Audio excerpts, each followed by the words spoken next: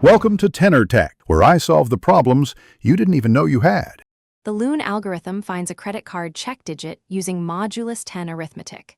A check digit is the final digit that makes the full number valid. For most cards, the full primary account number includes this single check digit at the end. You process digits from the right, doubling every second digit before summing. If a double digit exceeds 9, subtract 9 from it. After transforming digits, add all results to get a total sum. Use 7,992,739,871 as the example partial number without the check digit. Write digits right to left and double every second digit, keeping positions clear.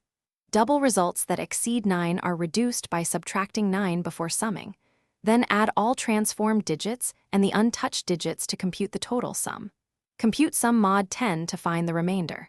Finally, to validate, recalculate with the check digit, and confirm the total is divisible by 10. If the total sum mod 10 equals 0, then the PAN passed the Loon check and the number structure is consistent. Typical card lengths are 13 to 19 digits. Many cards use 16 digits and modulus 10 checks. Remember that Loon only detects common entry errors and not deliberate fraud. Implementations must not treat the Loon check as cryptographic protection or fraud prevention.